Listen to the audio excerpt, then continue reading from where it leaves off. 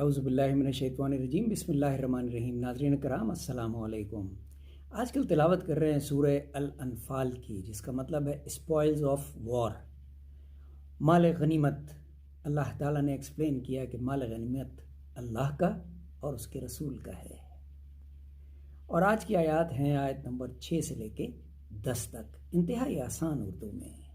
کما اخرجک ربک من بیتک بالحق وَإِنَّ فَرِيقًا مِّنَ الْمُؤْمِنِينَ لَكَارِهُونَ، جیسے نکالا تجھ کو تیرے رب نے تیرے گھر سے حق کام کے واسطے، اور ایک جماعت اہل ایمان کی راضی نہ تھی۔ یہ ذکر ہے ہجرت کا، حضور پاک صلی اللہ علیہ وسلم اور ان کے ساتھیوں کا، جنہیں اللہ تعالیٰ نے حق کی خاطر اپنے گھر سے نکالا، اور آگے جتنے بھی جہاد ہوئے ان تمام کو یہ آیت ریفر کرتی ہے۔ یجادلونک فی الحق، وہ تجھ سے جھگڑتے تھے حق بات میں اس کے ظاہر ہو چکنے کے بعد۔ اللہ تعالیٰ فرماتے ہیں کہ تمام نبیوں سے ان کی قومیں جھگڑتی تھیں، حالانکہ وہ اپنے ساتھ معجزات لے کر آئے تھے، اللہ کا حکم اور پیغام لے کر آئے تھے۔ اسی طرح حضور پاک کو بھی بے پناہ مشکلات کا سامنا پڑا جب انہوں نے اللہ کا پیغام اپنی قوم کے سامنے پھیلانے کی کوشش کی۔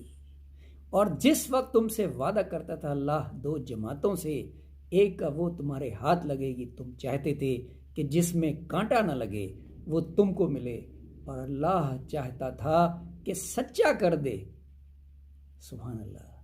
اللہ تعالیٰ حضور پاک صلی اللہ علیہ وسلم کو یقیناً مشکلات سے گزارا تمام نبیوں کی طرح، لیکن اس کے بعد ان کو سچا ثابت کیا، اور ایک جماعت ان کے ساتھ کر دی جو ہمیشہ پھر ان کی وفادار رہی، لیکن وہ ہمیشہ اپنی قوم کے لیے فکر مند رہے، تاکہ سچا کرے سچ کو اور جھوٹ کر دے جھوٹ کو، اگرچہ ناراض ہوں گنہگار۔